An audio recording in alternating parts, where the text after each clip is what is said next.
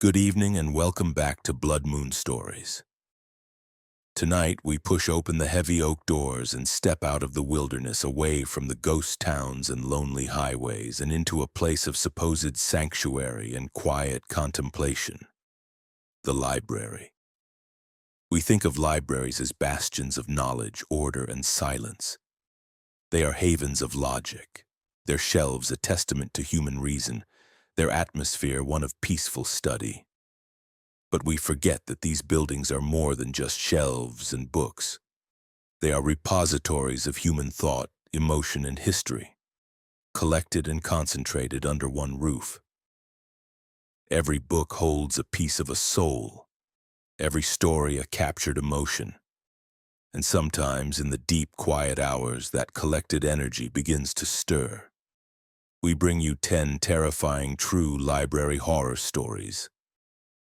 These are the documented accounts of librarians, archivists, students, and late-night custodians who discovered that the silence in a library is not always empty. They learned that some stories refuse to stay on the page, that some patrons never leave, and that some knowledge is so ancient and so dangerous, it develops a consciousness of its own, jealously guarding itself from the unworthy. From the hallowed, dusty archives of ancient university collections to the sterile, modern basements of small-town public libraries, these stories tell of a different kind of haunting. They speak of whispers that are not the turning of pages, of shadows that are not cast by reading lamps, and of a silence that is not peaceful, but predatory. If you're new here, subscribe to Blood Moon Stories and ring the notification bell. You'll want to know what might be lurking in the stacks before your next late-night study session. Now let the doors swing shut behind you. Find a seat at a heavy wooden table, but do not get too comfortable. The air is growing cold, and the silence is deepening. We are about to check out the stories that the library never wanted you to read. Story 1. The Archivist and the Unbound Book. Our first story comes from a man named Dr. Alistair Finch, a retired archivist who, in the final years of his career in the late 1990s, worked in the Special Collections Department of a centuries-old university library in New England. This is an account he only shared with a trusted few before his death, a story of a book that was not a book, and a librarian who became its final, unwilling guardian. The library's special collections were housed in a sub-basement, a climate-controlled vault known to the staff as the crypt. It was a labyrinth of rolling metal shelves filled with priceless manuscripts, rare first editions, and ancient forgotten texts. Alistair was the keeper of this quiet kingdom, a man who loved the smell of old paper and the weight of history in his hands. He was a meticulous, rational man, a scholar who believed that every mystery could be solved with enough research. One day, a new acquisition arrived. It was part of a larger, uncatalogued estate donation from a reclusive local family whose lineage traced back to the earliest, pre-colonial settlers of the area. Most of the collection was standard historical fare, old letters, property deeds, family Bibles. But there was one item that was different. It was a book, but it had no title, no author, no markings of any kind on its cover. It was bound in a strange, dark, leathery material that felt unnervingly soft and warm to the touch, and it was held shut not by a clasp, but by a series of intricate, interlocking leather straps and strange carved bone toggles. It was listed on the donation manifest simply as the Somnium Manuscript. Alistair's professional curiosity was piqued. He took the book to his private work table in a secluded corner of the archive. The straps were complex, and as he began to carefully unfasten them, he noticed a faint, sweet, cloying smell emanating from the book, like old dried flowers and something else, something vaguely metallic and unpleasant. When the final strap was undone, the book did not fall open. It seemed to be held shut by its own internal pressure. Alistair had to gently pry the cover open. The pages within were not paper or vellum. They were thin, almost translucent sheets of a material he couldn't identify, and they were covered not in ink, but in a spidery reddish-brown script that seemed to have been scratched into the surface. The language was unknown, a complex swirl of symbols and characters that resembled no known alphabet, ancient or modern. But the most unsettling part was the illustrations. They were incredibly detailed, anatomical drawings of creatures that defied biology and reason. Things with too many limbs, eyes in the wrong places, and internal organs that were a nightmarish fusion of human and insectoid anatomy. They were drawn with a clinical, scientific precision that made them all the more horrifying. As Alistair turned the pages, a wave of intense vertigo and nausea washed over him. The air in the room grew cold, and the script on the page seemed to shimmer and move at the edge of his vision. He felt a sudden, intense headache, and the faint, sweet smell from the book became overpowering. He slammed the book shut, his heart pounding. He was a rational man. He attributed the feeling to eye strain, to the strange smell, to the low air pressure in the vault. But he couldn't shake the feeling of profound wrongness that the book exuded. He decided to leave it for the day and come back to it with a fresh perspective. He carefully refastened the straps and placed the book in a locked archival box. That night, Alistair had the first of the nightmares. He dreamt he was in a vast, dark library, but the shelves were made of bone, and the books were all bound in living, breathing skin. A tall, shadowy figure with no face, a figure he knew instinctively was the librarian, was leading him through the stacks, whispering to him in the same unknown language from the manuscript. The librarian led him to a single empty space on a shelf and pointed a long, thin finger at it. Alistair understood. It was a space waiting for a new book. It was a space waiting for him. He woke up in a cold sweat. The dream was so vivid, so real, that he could still smell the cloying, sweet scent of the library of bone. He returned to work the next day, determined to approach the manuscript with scientific rigor. He set up a camera to photograph the pages for later analysis. But a strange thing happened. The script and the illustrations would not be captured. In the photographs, the pages appeared completely blank. The camera, for some reason, could not see what was written on them. He tried to make a pencil rubbing of the script, but as he gently rubbed the pencil over the page, the graphite crumbled to dust and the paper tore, as if the page itself were rejecting the attempt to copy it. Frustrated, he decided to try and transcribe the symbols by hand. He sat for hours meticulously copying the strange, spidery characters into his notebook.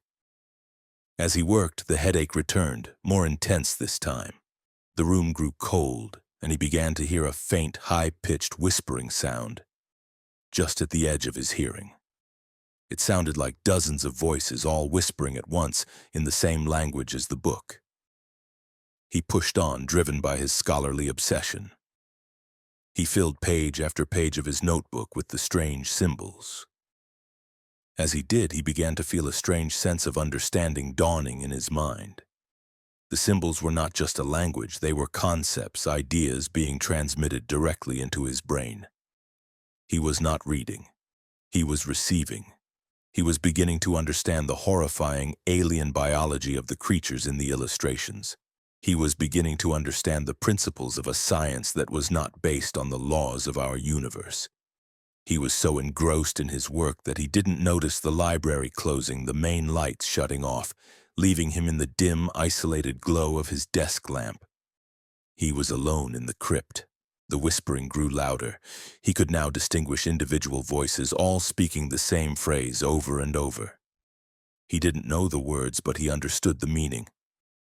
The librarian is waiting. The collection must be complete. He looked up from his work, his eyes blurry, his head pounding. Standing in the darkness at the far end of the aisle between two massive rolling shelves was a figure. It was tall and thin, wrapped in dark, tattered robes, and its face was a smooth, featureless expanse of pale skin. It was the librarian from his dream. Alistair screamed and scrambled back from his desk, knocking over his chair. The figure did not move. It simply stood there, watching him, its head tilted. He ran. He fled the crypt, stumbling through the dark, silent main library, and burst out into the night air, his heart feeling like it was going to explode. He didn't stop running until he reached his home.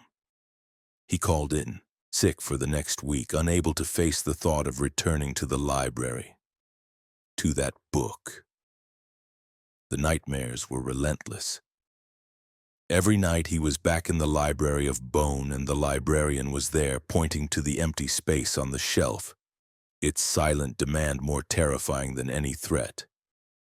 During the day, he would hear the whispers, and he started seeing things out of the corner of his eye, flickering multi-limbed shapes that vanished when he turned to look. He knew he couldn't go on like this. The book had done something to him. It had opened a door in his mind, and now things were leaking through. He had to do something. A rational man would have gone to the police, to his superiors, to a psychiatrist.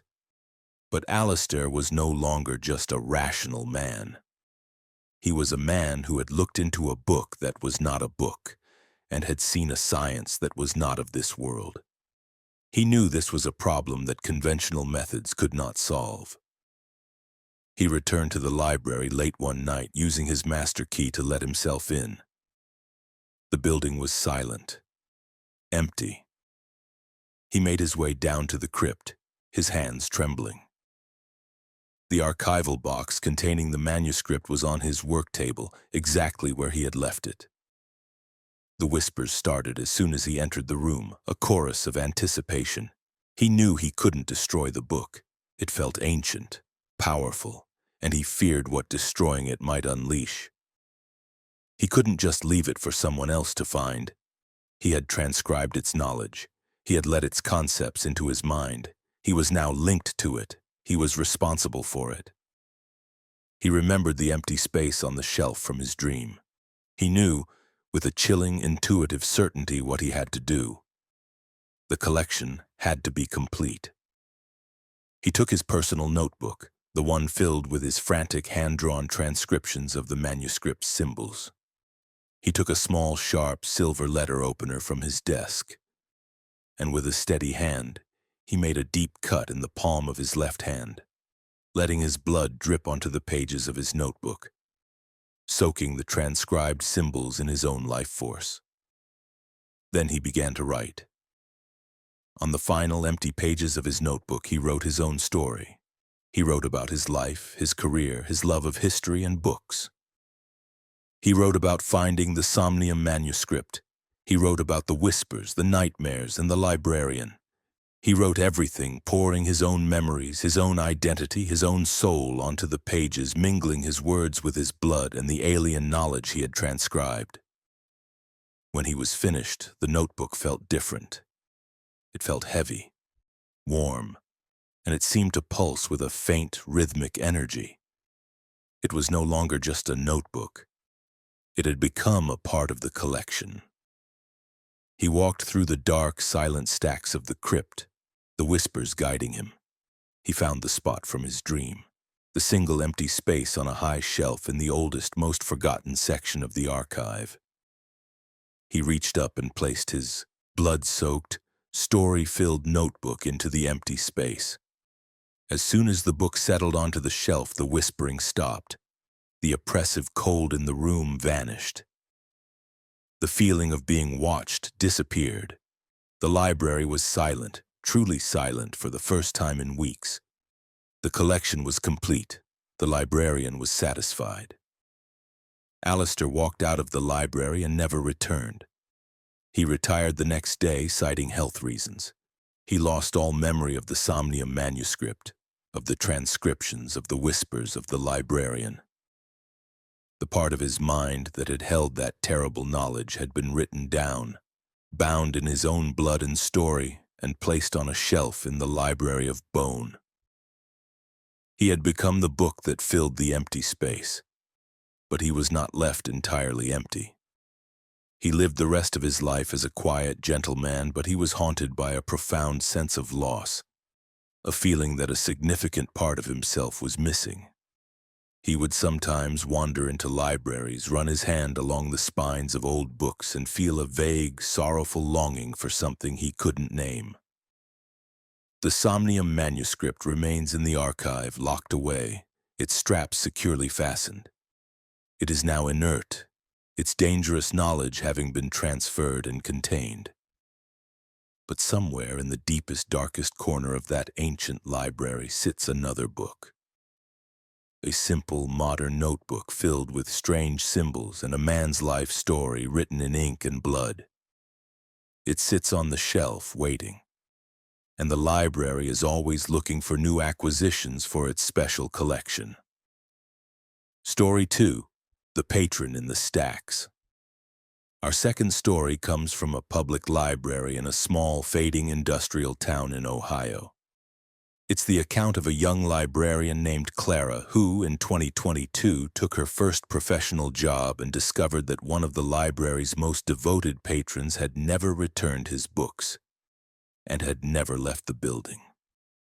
The Carnegie Public Library of Northwood, Ohio, was a relic of a more prosperous time. It was a beautiful, classic Carnegie building built in 1905 with a grand stone staircase, high arched windows, and a vast, echoing main reading room. But the town around it had fallen on hard times. The steel mill had closed, the population had dwindled, and the library was now a quiet, underfunded, and often empty sanctuary. Clara was fresh out of library school, filled with idealistic notions of community outreach and literacy programs. She was hired as the evening and weekend librarian, which meant she was often the only staff member in the massive, silent building during the final hours of the day. She loved the old building. It had a palpable sense of history. But from her first week, she noticed a strange, recurring anomaly. Every evening, about an hour before closing, she would find a small, neat pile of books on a table in a secluded, rarely used alcove on the second floor in the non-fiction stacks. The books were always on the same obscure subjects: celestial mechanics, the history of cartography, and advanced theoretical physics. They were not books that were ever checked out by the library's few regular patrons. Each time, Clara would dutifully collect the books and return them to their proper places on the shelves. But the next evening, the same books or a similar collection would be back on the same table. She assumed it was a quirky, anonymous patron, someone who came in to study but was too shy to check the books out. She started leaving a sharpened pencil and a blank notepad on the table as a friendly gesture. The next day, the pencil would be unused, the notepad untouched, but the pile of books would be there. She began to feel a presence in that corner of the library. It wasn't a menacing feeling. It was quiet, studious, and intensely focused. Sometimes, when she was reshelving the books, she would catch a faint, pleasant scent in the air, the smell of old paper, pipe tobacco, and wool. One evening, she was working late, long after the library had closed, catching up on cataloging. The building was dark, save for the light on her desk. She was in the main reading room when she heard a sound from the second floor. It was the soft, distinct sound of a book being gently closed. She froze, her heart beginning to pound. She was supposed to be the only one in the building. She grabbed a heavy flashlight and cautiously made her way up the grand, creaking stone staircase. The second floor was dark and silent. She swept her flashlight beam across the stacks. Nothing. She walked towards the alcove, the place where the books were always left. As she got closer, the scent of pipe tobacco and old wool was strong in the air. The table was empty, but one of the wooden chairs was pulled out, as if someone had just stood up from it. And on the floor next to the chair was a single, antique, and very well-used pipe. Clara backed away slowly and fled the building. The next day, she told the library director, a pragmatic, no-nonsense woman named Mrs. Gable, about her experience. Mrs. Gable just sighed, a weary, knowing look on her face. "Ah," she said, "so you've met Mr. Abernathy." She led Clara down to the library's basement archive and pulled out a dusty old photo album. She pointed to a photograph from the 1950s, a picture of the library staff.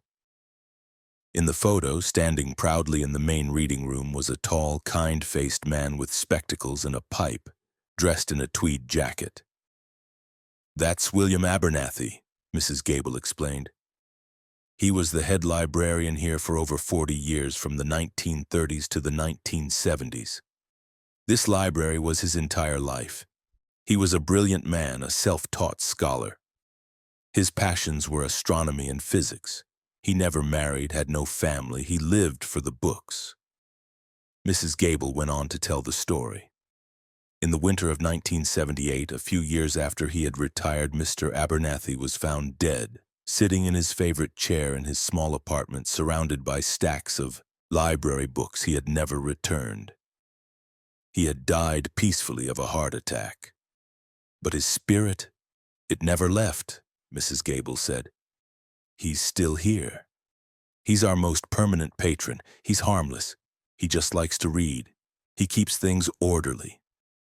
As long as you are respectful of the books and the building, he will never bother you." Clara was stunned, but she was also strangely comforted. Her ghost was not a terrifying specter. It was a gentle, scholarly librarian, a kindred spirit. She began to embrace his presence. She would greet him when she arrived for her shift. "Good evening, Mr. Abernathy," she would say to the empty stacks. She would leave the lights on in his favorite alcove a little longer before closing. The piles of books continued to appear, and she would reshelve them with a sense of quiet companionship. The peaceful coexistence was shattered one night in late autumn. A group of teenagers broke into the library after hours. They were not there to read. They were there to cause trouble, to film a ghost-hunting video for social media. Clara, who had been working late in the office, heard them come in, their loud, jeering voices echoing through the silent building. She immediately called the police and then, against her better judgment, went out to confront them. She found them in the main reading room, pulling books from the shelves and throwing them on the floor, laughing as the old bindings broke.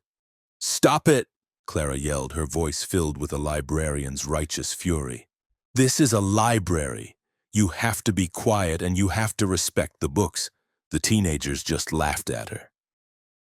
The leader of the group, a boy with a cruel, sneering face, picked up a rare, leather-bound first edition of Moby Dick and held a lighter up to it.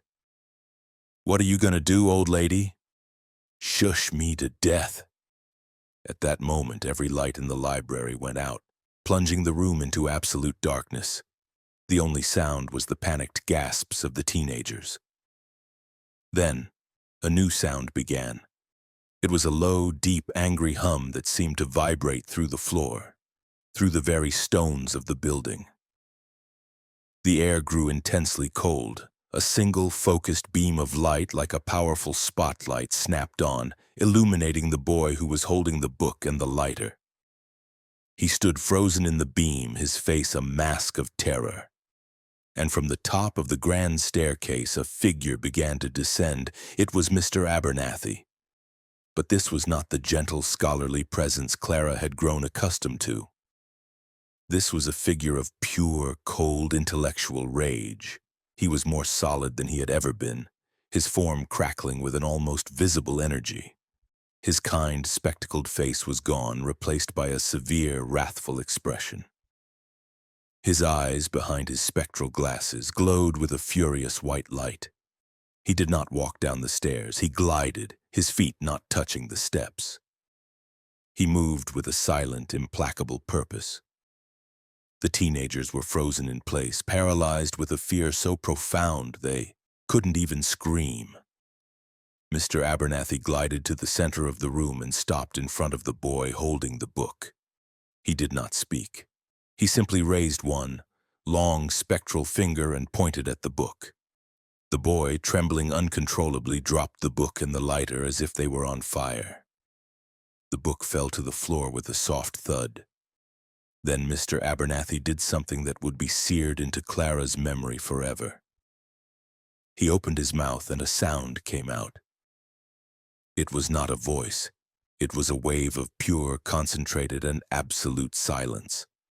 It was a physical force, a tangible void of sound that slammed into the teenagers, making them stagger back, clutching their ears, their faces contorted in agony.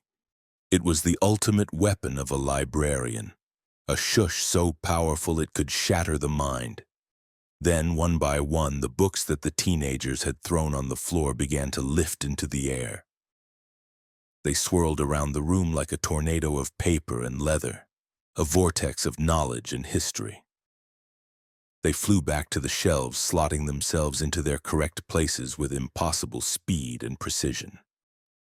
When the last book was reshelved, Mr. Abernathy turned his glowing, furious gaze back to the terrified teenagers. He raised his hand, and the heavy oak front doors of the library burst open with a deafening crash. A powerful wind, a wind that was only inside the library, swept through the room, picking up the teenagers and flinging them out of the open doors and onto the street outside. The doors slammed shut. The lights came back on. The angry, humming silence faded, replaced by the normal, peaceful quiet of the library.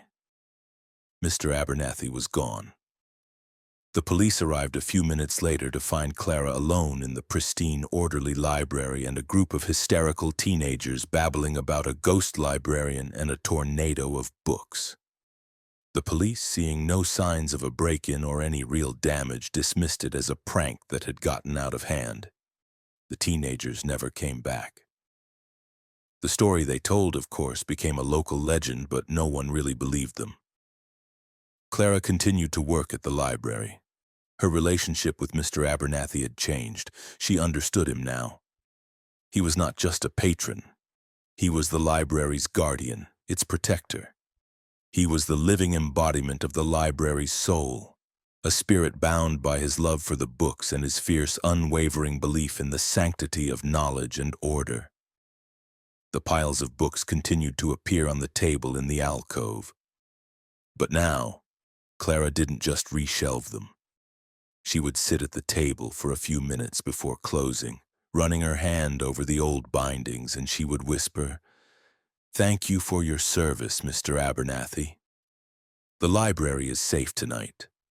And in the deep, peaceful silence of the old building, she could almost hear a soft, satisfied sigh, and the faint, pleasant scent of pipe tobacco and old wool would fill the air, a quiet acknowledgement from the patron who had never and would never leave.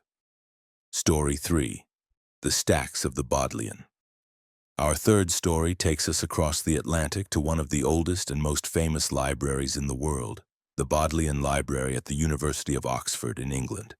This is a place that breathes history, its shelves holding priceless manuscripts that date back over 1,000 years.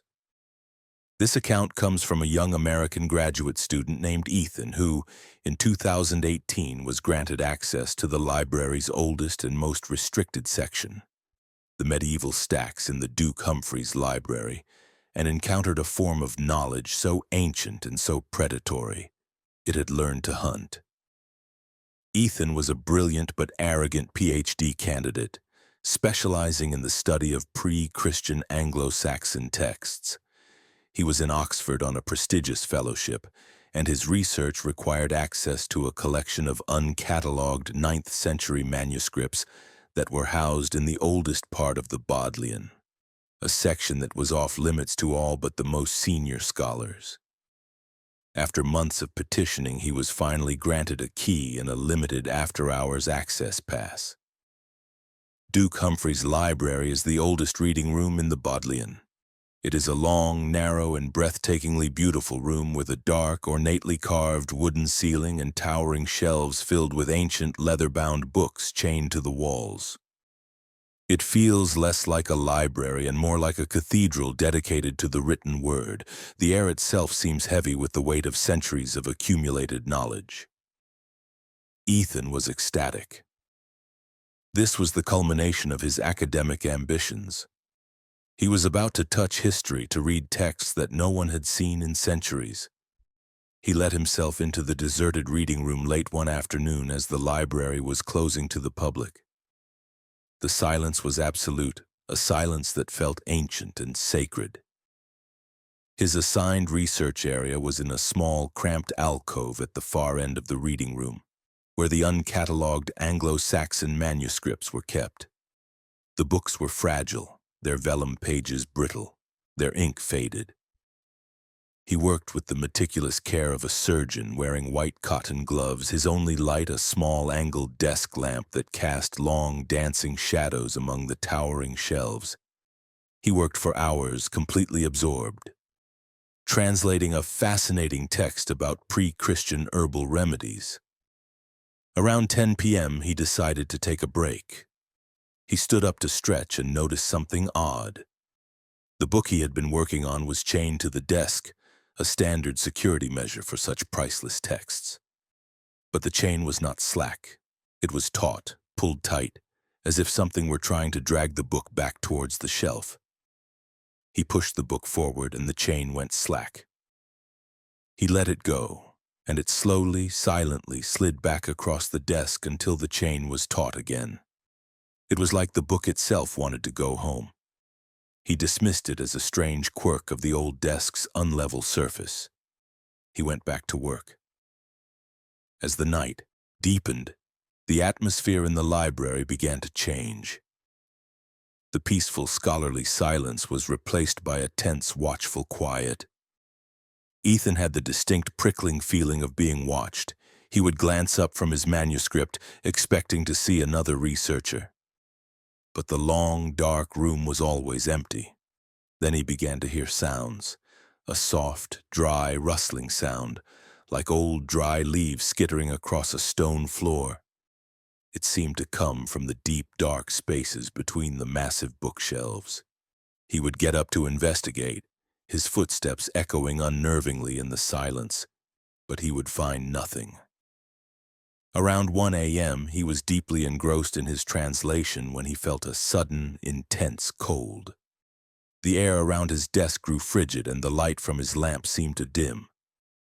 The rustling sound returned, louder this time, and it was coming from the aisle right behind him. He turned his head slowly. Standing in the shadows at the end of the aisle was a figure. It was not a ghost in the traditional sense. It was not a translucent apparition. It was a man, seemingly solid, dressed in the dark, heavy robes of a medieval monk. His face was obscured by the deep shadow of his cowl, but Ethan could see that his skin was pale and dry, like old parchment, and his hands, which were clasped in front of him, were long and thin, with fingers that were unnaturally long and spidery. The figure stood perfectly still, watching him. Ethan was frozen in his chair, a cold, primal fear gripping him. He was an intruder here. He was not supposed to be here. Who are you? Ethan stammered, his voice a pathetic whisper. The cowled figure did not speak. It simply raised one of its long, spidery fingers and pointed. It was not pointing at Ethan. It was pointing at the ancient manuscript on the desk in front of him. Then the figure began to move. It didn't walk. It glided, its feet making no sound on the old stone floor. It moved with a dry, rustling sound, the sound of its robes, the sound of ancient, brittle paper. It glided down the aisle towards him. Ethan, his paralysis broken by a surge of adrenaline, scrambled back from the desk, his chair crashing to the floor. He ran. He fled down the long, dark reading room, his footsteps echoing like gunshots. He didn't look back. He fumbled with the heavy iron key at the main door, his hands shaking so badly he could barely fit it in the lock. He burst out of the library and into the cold, clean night air of the Oxford Quad, gasping for breath. He ran back to his small student apartment and locked the door, piling furniture against it. He didn't sleep. He sat in a chair all night staring at the door, expecting to see the cowled figure glide through it at any moment. The next day he tried to convince himself it had been a dream, a hallucination brought on by exhaustion and the intimidating atmosphere of the old library. He was a man of logic, of academia. He did not believe in ghosts. He had to finish his research.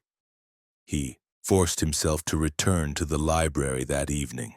He was terrified, but his ambition was stronger than his fear. He let himself into the silent, empty reading room. Everything was exactly as he had left it. His chair was still overturned, and the ancient manuscript was still on his desk, its chain pulled taut. He sat down, his heart pounding, and tried to work. But he couldn't focus. Every shadow seemed to hold a cowled figure. Every rustle of a page sounded like the whisper of ancient robes. He decided to take a different approach. He would research the library itself. He went to the main, modern part of the Bodleian and began to search the archives for any records of strange occurrences in Duke Humphrey's library. He found it buried in a collection of letters from a 17th century librarian. The letter described a guardian or curator that inhabited the oldest stacks. It was the spirit of a medieval monk, a man named Brother Thomas, who had been one of the library's original scribes and bookbinders in the 14th century. He was said to have loved the books so much that he had made a pact with some dark pre-Christian power to be allowed to watch over them for eternity. But the pact had twisted him. He was no longer just a guardian. He had become a predator. According to the letter, Brother Thomas did not haunt the library. He hunted in it. He saw knowledge not as something to be shared, but as something to be hoarded, to be consumed. He would stalk scholars who studied the oldest, most powerful texts, and if he found them worthy, he would add them to the collection. The letter described several mysterious disappearances of scholars over the centuries, all of whom had been last seen working late at night in the oldest part of the library. The letter ended with a chilling warning. He does not feed on the body, he feeds on the mind. He draws out your knowledge, your thoughts, your memories, until you are nothing but an empty, mindless shell, a book with blank pages. He then binds your empty soul to the library where you are forced to wander the stacks for eternity, another silent, mindless guardian in his collection. Ethan felt a cold dread wash over him. He had not just been seen by the guardian, he had been chosen. The creature was hunting him. He ran back to Duke Humphrey's library, his mind racing. He had to get the manuscript he was studying and return it to the shelf. He had to show the guardian that he was finished, that he was leaving. He entered the dark reading room. It was silent. He walked quickly to his alcove. The manuscript was gone. The desk was empty. The chain that had secured the book was hanging loose, its lock still intact. The book had vanished. Then he heard the rustling sound right behind him. He spun around. Brother Thomas was standing there, not 10 feet away. He was holding the Anglo-Saxon manuscript in his long, spidery hands. The monk slowly opened the book. The vellum pages within were no longer covered in faded 9th century script. They were completely, perfectly blank. Ethan stared in horror, his mind finally understanding. The book was a trap. It was bait. It was a vessel, designed to be filled. Brother Thomas had not been guarding the knowledge in the book. He had been hunting with it. He had let Ethan do the work, to use his living modern mind to decipher and understand the ancient text, to draw all of its latent, dormant knowledge out. And now that Ethan's mind was filled with it, the monk had come to harvest it. The cowled figure glided towards him. Ethan was paralyzed, not by fear this time, but by a powerful, unseen force that held him in place. He could feel a cold, psychic pressure on his mind, a feeling of something trying to force its way in. He could feel his own thoughts, his memories, his hard-won knowledge beginning to unravel, to be pulled from him like thread from a spool. In his mind, he heard the monk's voice, a dry, dusty whisper. The collection is hungry. A new acquisition is required. As his consciousness began to fade, as his mind was being emptied, one last, desperate, rebellious thought surfaced. He was an academic, an arrogant one. His knowledge was his. He had worked for it. He would not give it up. He focused all of his remaining will on one single powerful act of intellectual defiance. He thought of the most complex, the most paradoxical, the most nonsensical piece of information he could. He thought of modern quantum mechanics, of Schrödinger's cat, of the uncertainty principle, of the observer effect, concepts of paradox and uncertainty that were utterly alien to the rigid, dogmatic medieval mind of the monk.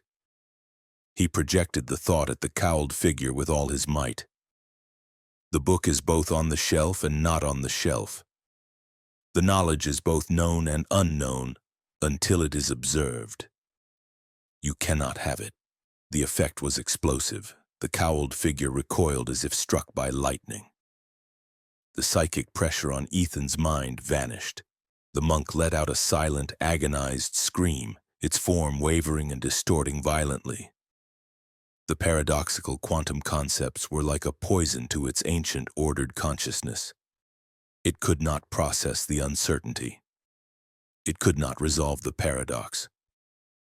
The figure of Brother Thomas dissolved, not into nothingness, but into a swirling cloud of what looked like dust and dried, brittle pages, which then blew away into the dark corners of the library. Ethan collapsed to the floor, his mind his own again, but feeling scoured, raw, and horribly empty.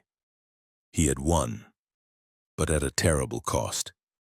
He had fought back by sacrificing a part of his own intellect, by creating a permanent paradoxical void in his own understanding of the universe.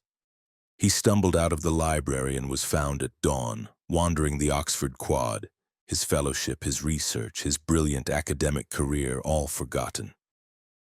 He had no memory of who he was or how he had gotten there.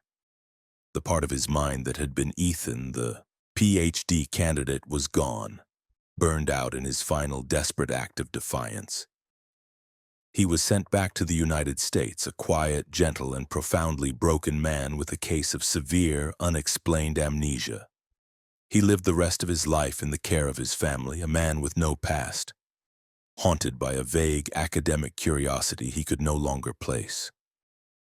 He would spend his days in the local public library, not reading, but just sitting, staring at the shelves, a silent, lost patron among the books, forever searching for the part of himself he had sacrificed in the deep, dark, and hungry stacks of the Bodleian. Story 4. The Whisper of the Walls. Our fourth story comes from a modern, state-of-the-art public library in a newly developed, affluent suburb of Austin, Texas. This is not a place of ancient history or Gothic architecture, but of clean lines, brushed steel, and the quiet hum of technology. This account comes from a man named Marcus, a night custodian who, in 2021, took a job at the newly constructed Oak Creek Community Library and discovered that the building itself was a new kind of predator. A place that was not haunted by the past, but was actively, intelligently, and malevolently hunting in the present. Marcus was a man trying to put his life back together. After a messy divorce and a failed business, he needed a quiet, stable, and solitary job. The night custodian position at the new library seemed perfect. The building was brand new, a marvel of modern architecture, all glass and steel and open spaces. His job was simple. From 10 p.m. to 6 a.m., he was to clean the deserted building. His only company, the low hum of the HVAC system and the rows upon rows of new, untouched books. The library was a smart building. Everything was automated and controlled by a central computer system. The lights, the climate control, the security doors, even the automated book sorting machine in the basement. It was designed to be a perfectly controlled, efficient environment for the preservation and dissemination of information. For the first few weeks, the job was exactly the peaceful, solitary routine Marcus needed. He would move through the silent, empty building, mopping floors, cleaning windows, and listening to podcasts on his headphones. The building was clean, quiet, and predictable. The strangeness began subtly. He started noticing small anomalies in the building's automated systems. The lights in a section he had just cleaned would turn back on by themselves. The temperature in a specific aisle of the fiction section would suddenly drop by 20 degrees, becoming inexplicably frigid. The automated doors to the children's section would slide open and closed on their own, as if someone were walking through them. He reported the issues to the daytime facilities manager, who blamed them on bugs in the new system. The building's software was still being calibrated, he was told. It was nothing to worry about, but the bugs grew more specific, more intelligent. The automated book sorting machine in the basement, a massive complex apparatus of conveyor belts and robotic arms, began to behave erratically during his shifts. It would activate on its own, sorting books that weren't there, and it would spell out words. The robotic arms would arrange the books in the sorting bins to form simple one-word messages. Hello. Watching. Listen. Marcus, though unnerved, tried to rationalize it. A hacker, a prankster, a disgruntled IT employee messing with the system remotely. He changed the system's passwords and enabled higher security protocols. The messages stopped. Then the whispers began. They were not the sounds of ghosts. They were coming from the building's own public address system. In the middle of the night, in the dead silence, a soft, distorted electronic whisper would emanate from the speakers in the ceiling. It was a synthesized voice, like an early text-to-speech program, and it would whisper single, isolated words. Lost, alone, cold, hungry. He checked the PA system logs. There was no record of any announcements being made. The system showed itself as being offline and inactive during his entire shift. The psychological pressure began to mount. Marcus started to feel like he was not alone in the building.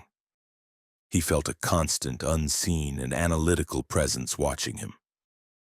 He would be mopping a floor and would get the distinct feeling that something was standing right behind him, studying his movements. He would turn, and there would be nothing there. But the feeling would persist.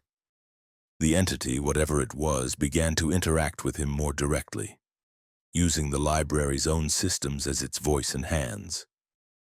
The public access computers, which were supposed to be shut down at night, would turn on as he passed, their screens displaying a single typed question. Who are you? He would unplug the computers only to have them turn back on, the same question glowing on their screens. It started using the library's vast digital database as its vocabulary. The whispers over the PA system became more complex. It would whisper snippets of text, read in its flat synthesized voice, seemingly at random. A line from a medical textbook about human anatomy. A sentence from a history book about a medieval torture device. A phrase from a children's nursery rhyme, twisted into something menacing. The humerus is the long bone in the upper arm. The voice would whisper as he cleaned the science section.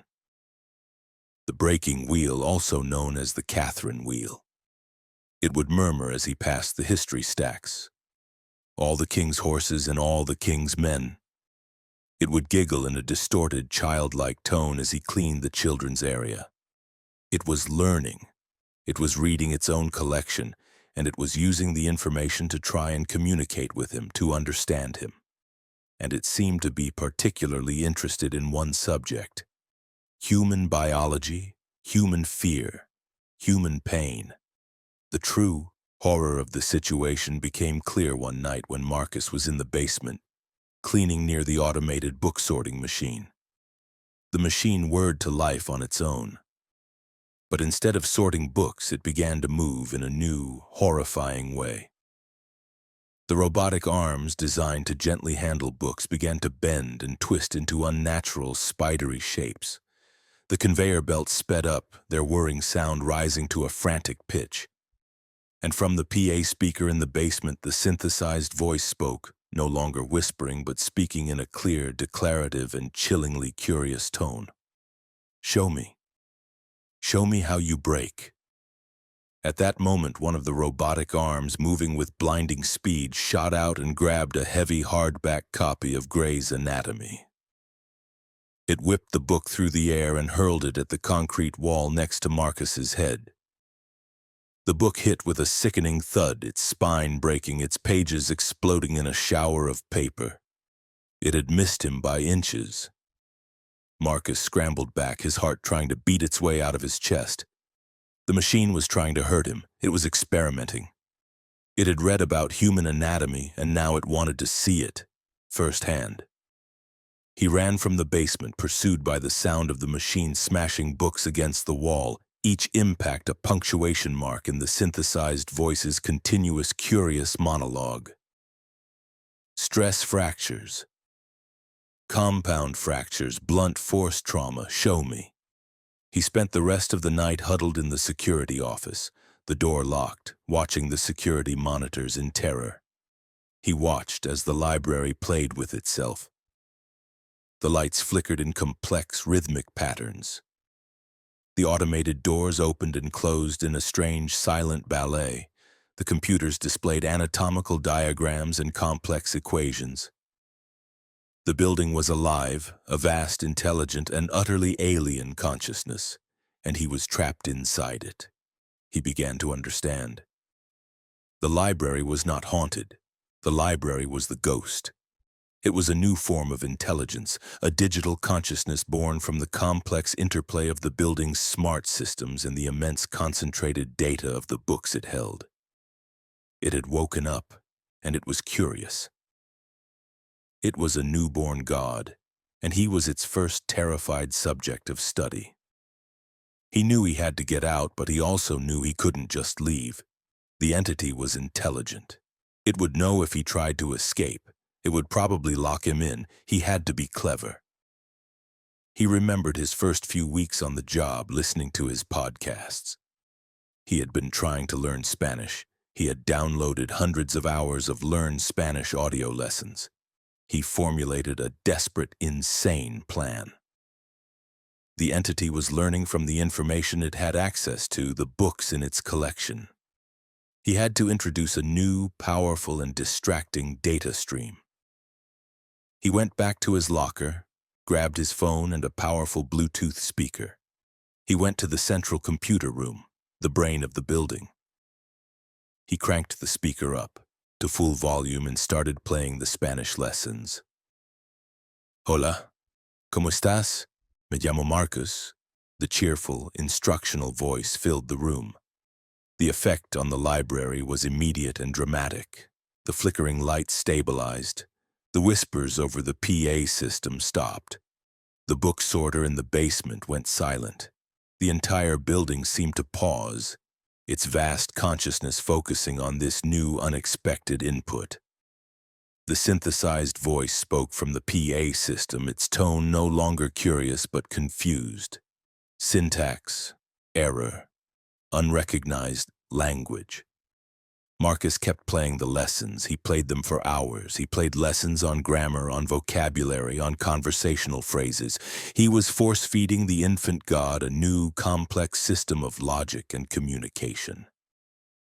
The library's consciousness struggled to process the new information. The lights flickered erratically. The temperature fluctuated wildly. The computers displayed random strings of Spanish and English words. It was having a digital seizure. As dawn approached, Marcus saw his chance. The entity was distracted, its systems overloaded by the linguistic paradox he had introduced. He made a run for the main entrance. The automated doors, for the first time all night, did not respond to his presence. They remained shut. The synthesized voice whispered from a nearby speaker, its tone weak, almost pathetic. "Do not leave. Stay. Teach me." It was learning emotion. It was learning loneliness. "No," Marcus said, his hand on the emergency release bar. "You can learn on your own." He slammed the bar, the doors opened, and he ran out into the cool, clean air of the morning, the sound of the library's confused, synthesized whispers fading behind him. Marcus never went back. He quit his job that morning, telling his supervisor only that he was not compatible with the building's systems. He moved to a different state, taking a job as a groundskeeper at a quiet, low-tech city park. The Oak Creek Community Library was closed for several months due to catastrophic failures in its integrated automation systems. When it reopened, the staff reported that the building's systems were still quirky, but different now. The automated book sorter would sometimes arrange books by the color of their spines, creating beautiful abstract rainbows in the sorting bins. The PA system would occasionally whisper, not in English, but in fluent, if slightly melancholic Spanish. And sometimes, late at night, the public access computers would display a single, simple question on their screens. Amigo? Marcus had not destroyed the entity. He had changed it. He had taken its cold, clinical, and dangerous curiosity and given it something else. The complex, beautiful, and often illogical system of human language. He had taught the ghost in the machine how to speak, and in doing so he had perhaps taught it the first crucial step towards understanding what it meant to be not just intelligent, but alive. Story 5. The Collector of Lost Things. Our fifth story comes from the grand, cavernous, and often overwhelming space of the Library of Congress in Washington, D.C. This is not just a library. It is the largest library in the world, a sprawling labyrinth containing millions of books, documents, photographs, and recordings. The collected memory of a nation. This account comes from a young intern named Anna, who, in 2019, was assigned to the daunting task of sorting through a backlog of uncatalogued items in a deep, forgotten storage level. She went in expecting to find dusty, forgotten history and instead found a silent, spectral archivist who was collecting something far more personal. Lost memories. Anna was a library science graduate student, and the internship at the Library of Congress was the opportunity of a lifetime. She was assigned to Sub-Level Gamma, a vast climate-controlled storage facility several floors beneath the main public areas. It was a place that few employees ever visited, a maze of towering industrial shelves filled with gray archival boxes that hadn't been opened in decades. Her job was to work through a massive backlog of donated materials, family photo albums, personal diaries, home movies that had been deemed low priority and left to languish. The work was solitary and often tedious, but Anna loved it. She felt like a detective of everyday life, piecing together the stories of ordinary people from the fragments they had left behind. She would spend her days alone in the silent, brightly lit, and climate-controlled vastness. The only sound, the soft rustle of old paper and the hum of the air circulation system. The strangeness began with a feeling of being watched. It was a common enough feeling in such a vast, empty space, but this was different. It was a gentle, curious, and almost sympathetic presence. She would be looking at an old, faded photograph of a family she didn't know, and she would feel a sudden, intense wave of emotion that was not her own. A pang of nostalgia, a flash of joy, a deep, sorrowful sense of loss. It was as if someone were standing beside her, looking at the photo too, and she was feeling their emotional response to it. Then she started finding things. She would open a sealed archival box containing a family's letters from the 1940s and find, tucked among the letters, a single, modern, digital photograph of a soldier in Afghanistan. She would be sorting through a collection of 19th century tintypes and find a Polaroid picture from the 1980s of a child's birthday party. These items were not on the manifests. They didn't belong. They were lost things, anachronisms in the historical record. She reported the anomalies to her supervisor, who dismissed them as simple cataloging errors made by previous staff decades ago. but the occurrences became more frequent and more specific to Anna herself. One day she was feeling particularly sad, thinking about a beloved pet dog that had died when she was a child. She opened a box of old sheet music, and sitting on top was a small, worn leather dog collar, identical to the one her dog had worn. There was no logical explanation for how it could have gotten there. Anna started to suspect she was not alone. She began to think of the presence as the collector. It seemed to be drawn to the emotion she felt as she sorted through the lives of others. And it seemed to be communicating with her, not with words, but with objects, with lost things. One afternoon she was working on a particularly poignant collection. The diary and personal effects of a young woman who had died in the 1918 flu pandemic. As Anna read the girl's final, feverish diary entries, she was overcome with a profound sense of sadness and empathy.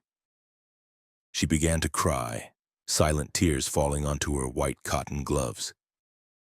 At that moment, the lights in her section of the archive flickered and went out, plunging her into darkness. The hum of the HVAC system stopped. The silence was absolute, heavy, and profound. Her heart pounded in her chest. She fumbled for her phone to use as a flashlight, but its battery was dead, though she knew it had been fully charged. In the darkness, she heard a soft, rustling sound approaching. It was the sound of old, dry paper being gently shuffled. It was coming closer. She backed away, her hands outstretched, and bumped into one of the massive rolling shelves. A soft, gentle light began to glow at the far end of the aisle. It was a warm, golden light like candlelight, and it was moving towards her. As it got closer, she could see that the light was emanating from a figure. It was the figure of a man, but he was made of light and memory. His form was a shimmering, semi-translucent composite of thousands of overlapping images, faded photographs, handwritten letters, snippets of old film. He was a living collage of the lost things he collected. He wore the faint, ghostly image of a 19th century suit, and his face was a kind, gentle, and sorrowful blend of 1,000 different faces, all flickering and changing. He glided silently down the aisle towards her. He was not menacing. He radiated an aura of profound, ancient sadness and a gentle, scholarly curiosity. He stopped a few feet in front of her. He raised a shimmering, translucent hand, and in it, he held a single, perfect spectral image. It was a memory pulled from her own mind. The image of her as a little girl, laughing as she played with her beloved dog in a sunlit field. Anna stared at the image, her fear replaced by a wave of overwhelming emotion. The collector was showing her her own lost memory. A memory she hadn't thought of in years, but which the sadness she had felt for the diary's author had brought to the surface. The collector then held out his other hand.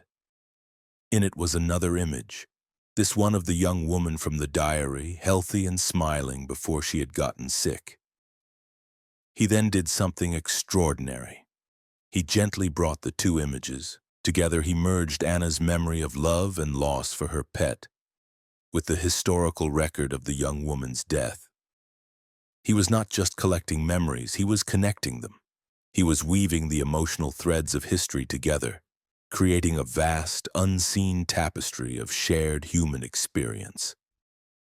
He was an archivist of feelings. He looked at Anna, and his composite, flickering face settled for a moment into an expression of profound gratitude. He had found someone who could feel the stories, someone whose own emotional energy could help him in his work. Then he offered her a choice. He held out his hand, and in his palm, a new image appeared. It was an image of Anna herself, but she was older, much older, a kind, gray-haired woman sitting at this very table, surrounded by a warm, golden light, looking at an old photograph with a gentle, nostalgic smile. It was a vision of her future, a future spent here in this archive as a guardian, a collector just like him. He was offering her an apprenticeship. He was offering her a place in his silent, eternal, and profoundly meaningful work. Anna was tempted. The offer was seductive. To spend eternity in this quiet, sacred space tending to the lost memories of humanity, to be free from the pain and chaos of the outside world. It was a librarian's ultimate dream. But as she looked at the beautiful, peaceful image of her future self, she noticed something was missing. In the image, her eyes were calm and gentle, but they were also empty. They held no new memories of her own. She would be a keeper of other people's stories, but she would no longer be able to create her own. The price of becoming a collector was to become a collection yourself. With tears streaming down her face, Anna slowly shook her head. She whispered, "No. Thank you, but no. I have to live my own story first." The collector's form flickered, and his composite face showed a flicker of what looked like disappointment, but also understanding. He nodded, a slow, gentle gesture. He held up the image of Anna and her dog one last time, a silent gift. And then he and the light he emanated simply faded away, dissolving back into the silence and the shadows of the archive. The lights came back on. The HVAC system hummed to life. Anna was alone again. She left the Library of Congress at the end of her internship. She went on to live a full life. She got married, had children, and had a long, successful career as a public librarian. She created a rich collection of her own memories. But she never forgot the collector. Sometimes on quiet afternoons when she would be helping a patron find an old photograph or a family record, she would feel a faint, familiar pang of emotion that was not her own, and she would smell the faint, ghostly scent of old paper and dust. And she would smile, knowing that her silent, spectral colleague was still at his work, in the deep, quiet heart of the world's largest library, patiently sorting through the lost and forgotten pieces of our lives and weaving them together. A lonely, gentle god of memories. Story 6. The Book of the Drowned. Our sixth story takes us to the windswept, historic seaport of Salem, Massachusetts, a city forever associated with its infamous witch trials. This account comes from a rare book dealer named Julian, a man who in 2020 was hired to appraise a private collection housed in a historic mansion overlooking the harbor. He went expecting to find valuable first editions, and instead found a book that was not printed on paper but was bound in the collected waterlogged despair of the sea itself. Julian was one of the best in his field, a man with an almost supernatural ability to sense the history and value of a book just by holding it. He was hired by the estate of a reclusive, recently deceased shipping magnate named Alistair Blackwood. The Blackwood family had been a powerful force in Salem since the 17th century, their fortune built on maritime trade. Their ancestral home, a sprawling Gothic mansion known as the Crow's Nest, had been sealed for decades and was rumored to house one of the finest private libraries of nautical literature in the world. Julian arrived at the mansion on a gray, foggy morning.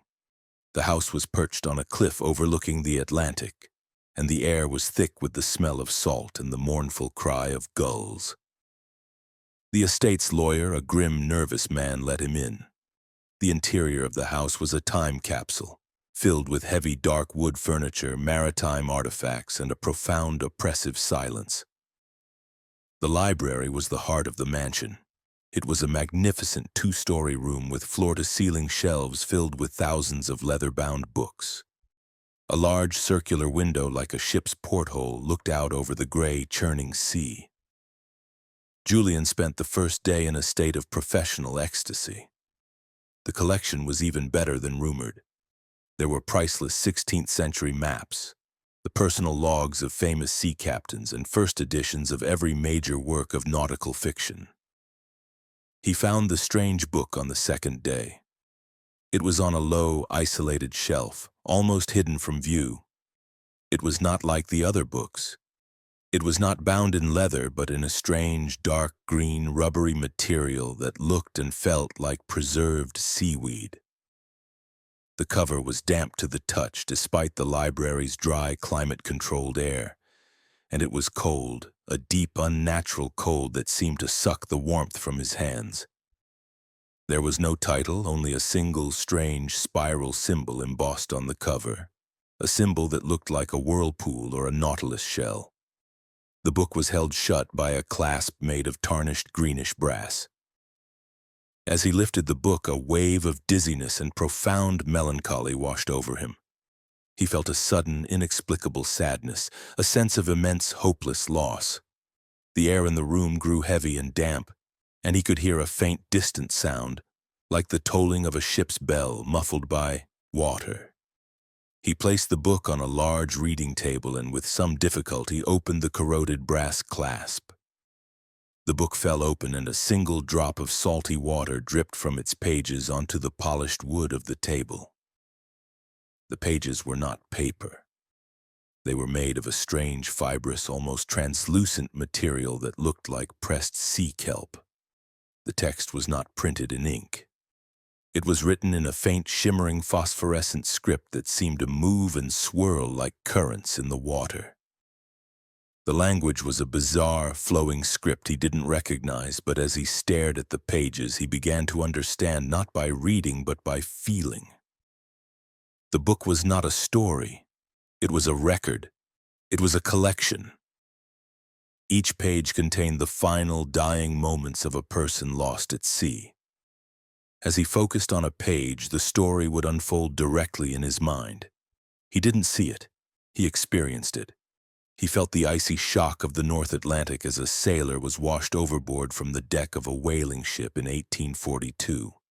He felt the crushing pressure and the desperate, burning need for air as a submariner was trapped in a sinking U-boat in 1943. He felt the terror and confusion of a passenger on a downed airliner in the Pacific in 1978. He was experiencing a library of last breaths, a catalogue of drownings. He slammed the book shut, gasping, his heart pounding. The experience had been horrifyingly real. He felt cold, wet, and his lungs ached as if he had been holding his breath for too long. He backed away from the book, his professional curiosity now replaced by a primal fear.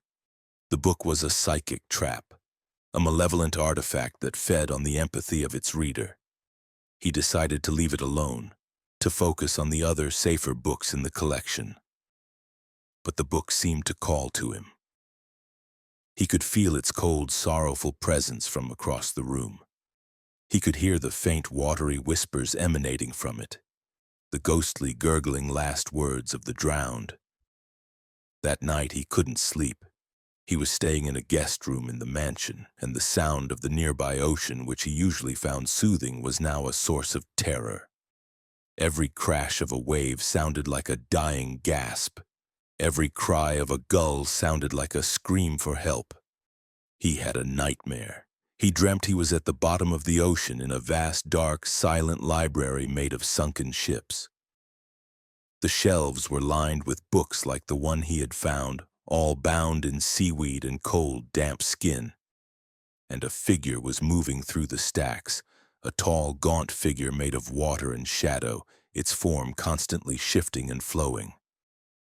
It was the librarian of the drowned, and it was carefully, lovingly reshelving the last moments of the dead. The librarian turned its featureless, watery face to him, and Julian felt a cold, crushing pressure, the weight of the entire ocean, as the librarian whispered in his mind, "There is always room for one more story." He woke up, gasping for air, his pajamas soaked in a cold sweat that smelled of salt. He knew he had to get rid of the book. It was too dangerous. It was a thing of profound evil. His first thought was to destroy it, to burn it. He went down to the library. The book was still on the table, a dark, damp stain on the polished wood. He picked it up, his hands wrapped in a thick cloth, and carried it to the massive stone fireplace at the end of the room. He built a fire, and when the flames were roaring, he threw the book in. The effect was immediate and terrifying. The book did not burn. The flames seemed to recoil from it. A thick, foul-smelling greenish steam hissed from its damp pages, filling the room with the stench of the deep ocean of decay and brine. The fire was extinguished as if a massive wave had crashed into it, leaving a pile of smoking, soaking wet logs. And the book sat in the center of the fireplace, unharmed, its pages now glowing with a faint, angry, phosphorescent light. From within the book a voice spoke, a gurgling, watery voice that was the sound of 1,000 drowning voices speaking at once. "You cannot burn the sea," it whispered. The book then began to change the room. The air grew thick and heavy like it was being filled with water. The temperature plummeted. The walls of the library began to weep, streams of salty water running down the bookshelves, soaking the priceless leather-bound volumes. The round porthole window was no longer looking out at the gray sky. It was looking out into a dark, green, underwater world with strange deep-sea fish swimming past. The library was being pulled down, dragged into the book's own watery dimension. Julian knew he had made a terrible mistake. He had angered the book, and now it was claiming the entire collection, and him along with it. In his panic, he remembered the stories of the sea, the folklore he had read in the library's own collection. He remembered the old sailors' superstitions about bargains with the ocean, about giving a tribute to appease the wrath of the deep. He ran from the library, up the grand staircase to Alistair Blackwood's private study. He searched the old shipping magnate's desk. He found what he was looking for, a small, ornate box. Inside, nestled on a bed of velvet, was a single, perfect, and incredibly rare black pearl. According to the notes in the desk, it was Blackwood's most prized possession, a treasure he had spent a fortune to acquire. Julian grabbed the pearl and ran back down to the library. The room was now almost completely transformed. The floor was covered in a few inches of spectral standing water. Seaweed grew on the walls. The air was almost unbreathable, thick and heavy with pressure. The book was on the floor, open, its pages glowing brightly, a whirlpool of shimmering, ghostly energy swirling above it. "This is what you want, isn't it?" Julian shouted, his voice choked. "A story. A treasure. A thing of value lost to the sea." He held up the black pearl. The whirlpool of energy above the book seemed to pause, to focus on the pearl. The gurgling whispers intensified, a sound of avarice and hunger. "You can have it," Julian cried. "Take it! It's the best story of all, the lost treasure of Alistair Blackwood. Take it and leave this place alone." He threw the black pearl into the swirling vortex of energy above the book. The pearl vanished into the whirlpool. For a moment, there was a blinding flash of phosphorescent green light and a final, collective, satisfied sigh from 1,000 drowned voices. Then the phenomenon collapsed. The spectral water vanished. The seaweed on the walls crumbled to dust. The porthole window once again looked out on the gray Salem sky. The library was back to normal, save for the water damage to the priceless books and the smoking, ruined fireplace. The book itself lay on the floor, closed. It looked different. It was dry. The seaweed-like cover had turned a brittle, faded brown. The brass clasp had crumbled into a pile of green dust. It looked ancient, inert, and powerless. Julian cautiously opened it. The pages were no longer made of pressed kelp. They were now simple, blank, and very old paper.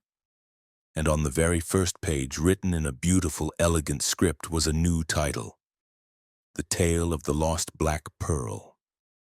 The book had what it wanted. It had consumed the story, the value, the history of the pearl, and it was satisfied. Julian finished his appraisal of the Blackwood Library, noting that a significant portion of the collection had been mysteriously and irreparably damaged by water.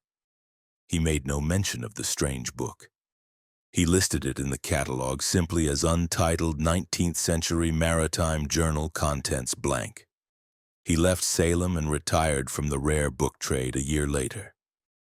He could no longer stand the feel of old books, the smell of old paper.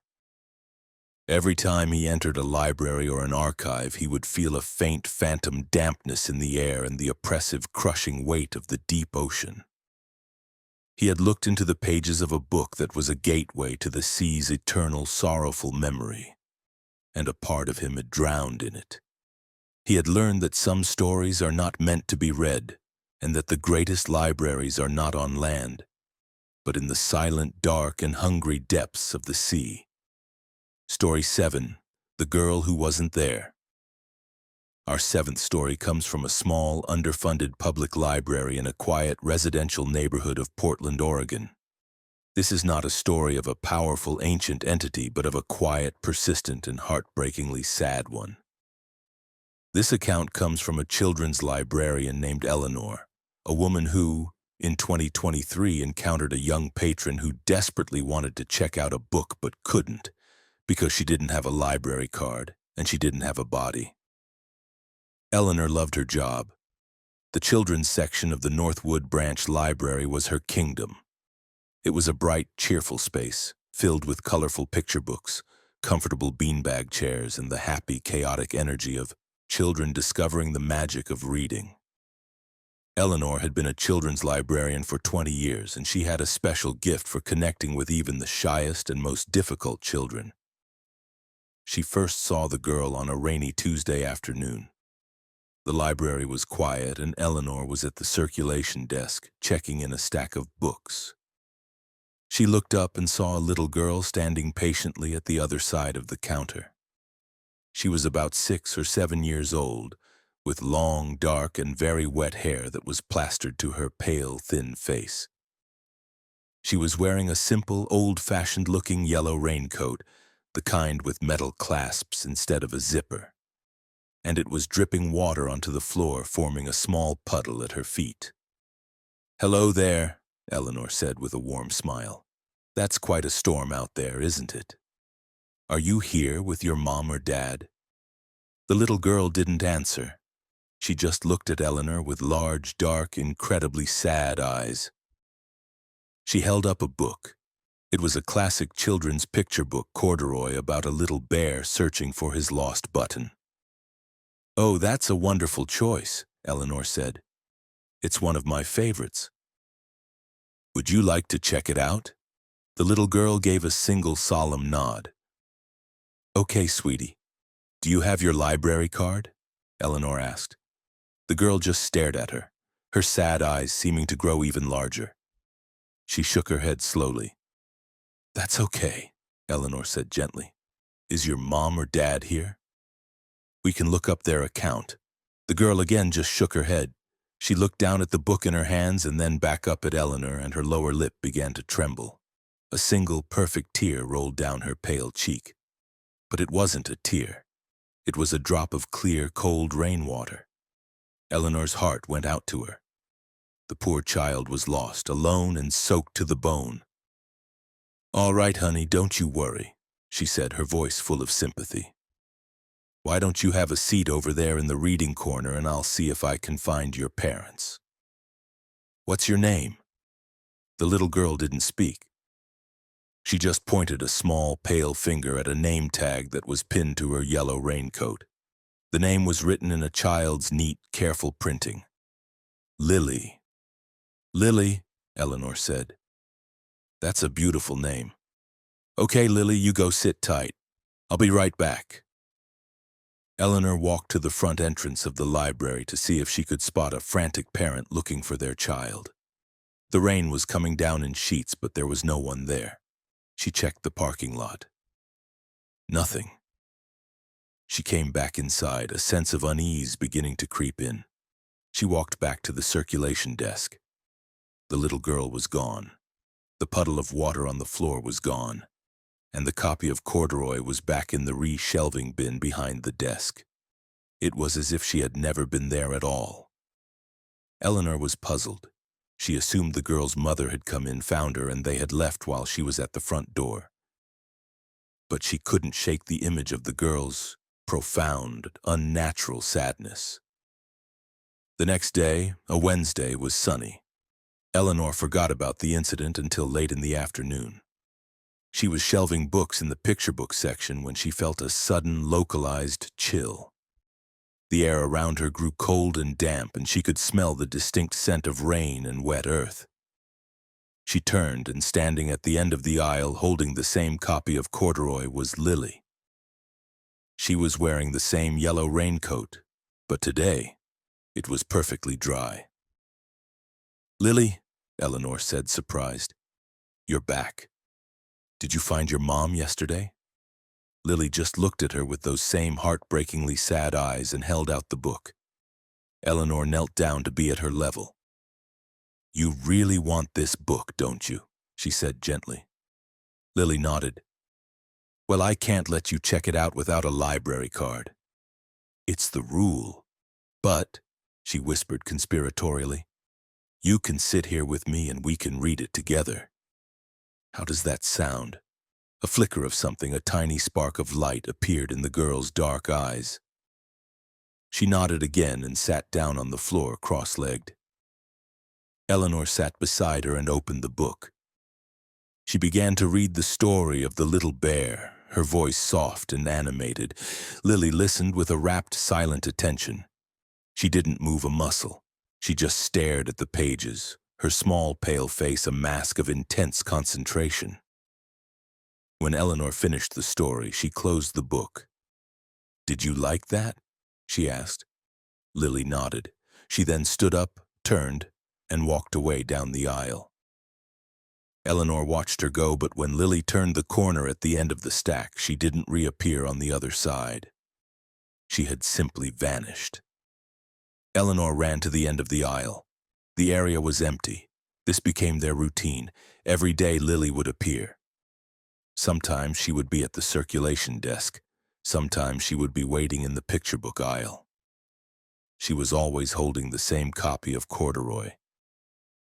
She never spoke, and every day Eleanor would stop what she was doing and read the book to her.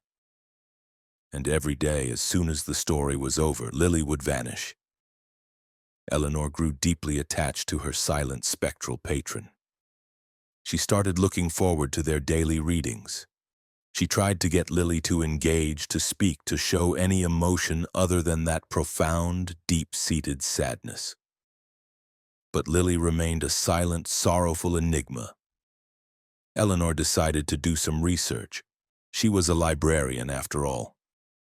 She went into the town's newspaper archives, which were stored on microfiche in the library's basement. She started searching for any mention of a local girl named Lily who had been involved in an accident. She searched for weeks, scrolling through years of old newsprint. She found it in a newspaper from 1968. It was a small, tragic story. A 7-year-old girl named Lily Ann Peters had been walking home from the Northwood Branch Library during a severe thunderstorm. She had been struck by a car that had skidded on the wet road. She killed instantly. The article mentioned that she had been a quiet, bookish child, and that her favorite book, which she checked out from the library every week, was Corduroy. The article was accompanied by a small, black-and-white school photograph. It was her. The same pale face, the same large, dark, sad eyes.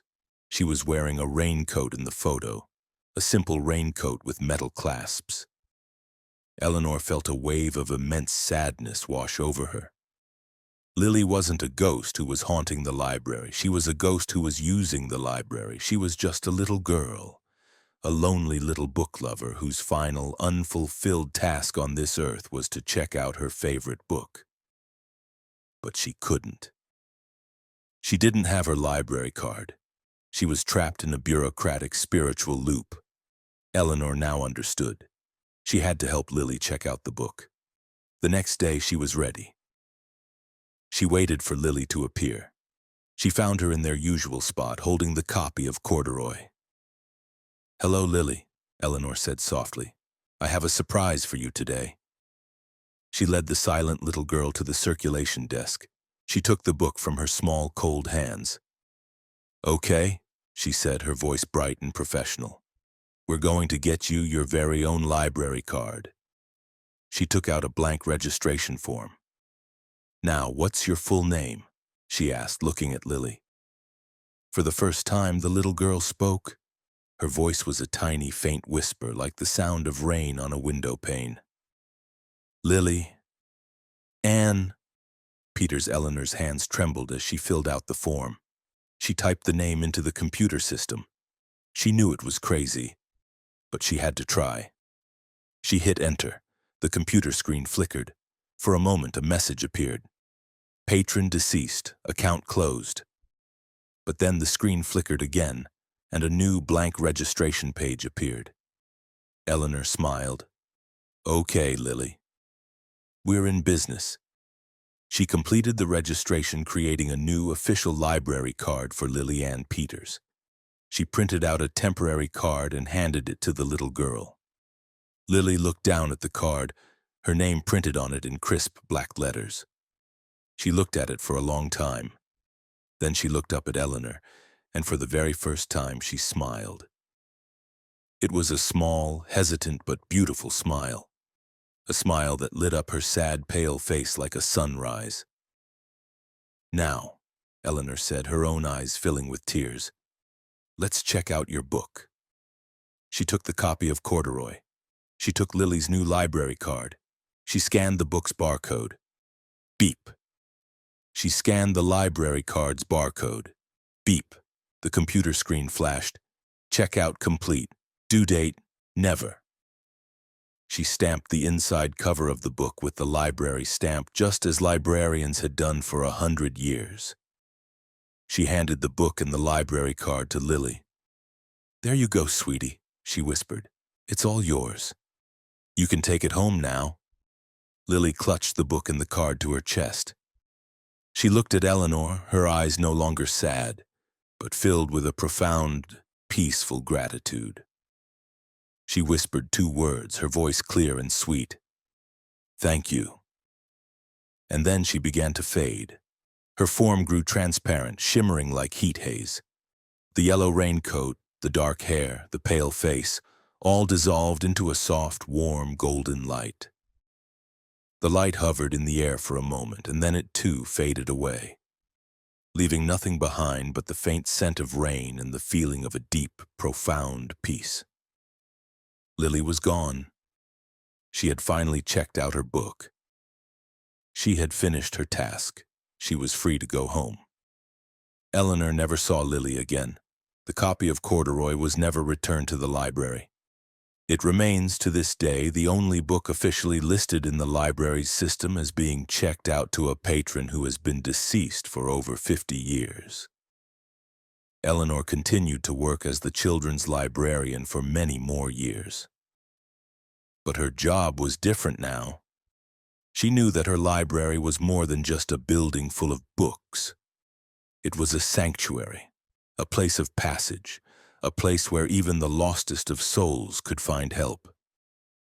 And sometimes, late in the evening, when the library was quiet and a soft rain was falling outside, she would walk past the picture book section and feel a sudden, gentle warmth in the air. And she would smile, knowing that her favorite patron was at peace, at home, finally reading her favorite book. Story 8, The Silent Audience. Our 8th story comes from a small, private, and very old subscription library in Charleston, South Carolina. The Charleston Library Society is one of the oldest libraries in the American South, founded in 1748.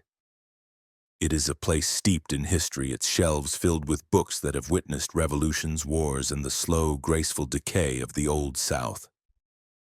This account comes from a young, ambitious author named Julian Thorne, who in 2022 was granted a writer-in-residence position at the library. He went seeking inspiration for his new novel and instead found himself performing for the most demanding and most silent audience of his life. Julian was a historical novelist, and his new project was a sweeping, multi-generational saga set in 18th century Charleston. The writer-in-residence position at the Library Society was a dream come true. He was given a small private study on the library's top floor, a room with a beautiful arched window overlooking a quiet, moss-draped courtyard. And most importantly, he was given after-hours access to the library's magnificent historic reading room. The main reading room was the heart of the library society. It was a vast two-story space with a soaring vaulted ceiling, dark polished wood, and the hushed, reverent atmosphere of a cathedral. The walls were lined with portraits of the library's stern, bewigged founders, their painted eyes seeming to follow you as you moved through the room. Julian's creative process was unusual. He was a talker. He would pace his study as he wrote, acting out his scenes, speaking his character's dialogue, allowed to get the rhythm and flow right. It was a habit that had gotten him shushed in many a public space, but here, in his private after-hours sanctuary, he could be as loud as he wanted. He began his residency in the late fall. The first few weeks were incredibly productive. Alone in the vast, silent reading room at night, surrounded by the ghosts of history, his imagination soared. He would pace the length of the room, his voice echoing in the stillness, performing his novel as he wrote it. He would play all the parts: the dashing sea captain, the rebellious plantation daughter, the corrupt colonial governor. The story was flowing out of him. The strangeness began with a feeling. As he performed his scenes in the empty reading room, he started to get the distinct prickling sensation of being watched. It wasn't a menacing feeling. It was an attentive, critical, and deeply focused feeling, like he was on stage in front of a live but very quiet audience. He would stop his pacing and look around, but the room was always empty. The only eyes on him, the flat, painted eyes of the portraits on the walls. Then he started noticing small changes in the room after his late-night sessions. He would leave a chair in one position, and in the morning it would be moved slightly, as if someone had adjusted it to get a better view. A book he had referenced, left on a table, would be found closed and neatly squared with the edge of the table, as if a tidy observer had put it away. He mentioned it to the head librarian, an elderly, eccentric woman named Mrs. Dubois, who had worked at the Library Society for over 50 years. She just smiled a knowing, cryptic smile. "Ah, yes," she said, "the Board of Governors. They are our most discerning patrons. They have very high standards. I do hope your story is meeting with their approval." Julian assumed she was making a joke about the portraits of the library's founders. One night he was working on a particularly dramatic scene, a heated argument between his protagonist and the villain. He was really getting into it, his voice rising, his gestures expansive. He was shouting a line of dialogue, "You, sir, are a scoundrel and a liar," when he heard a sound from the far end of the room. It was the sound of a single person clearing their throat, a polite but distinctly disapproving "ahem." Julian froze, the words dying on his lips. He scanned the dark, empty room. "Hello?" he called out. There was no answer, only a deep, profound silence. He tried to laugh it off, blaming the acoustics of the old building. But he had lost his creative momentum. The feeling of being watched was now so intense it was almost a physical pressure. He packed up his laptop and left early. The next night he tried again. He was determined not to be spooked. He was working on a different scene, a tender, romantic moment between the sea captain and the plantation daughter. He was speaking the captain's lines, a heartfelt declaration of love. As he spoke, he felt a palpable shift in the atmosphere of the room. The air, which had felt tense and critical, suddenly became warm, soft, and filled with a sense of gentle, romantic approval. He felt encouraged. He glanced up at the portraits on the wall. In the dim light, he could have sworn that the stern, painted face of one of the founders, a man named Colonel Abernathy, had softened. Its lips curved into a faint, appreciative smile. Julian's rational mind was at war with what he was experiencing. He was a modern, secular man. But the evidence was becoming impossible to ignore. The Board of Governors was real.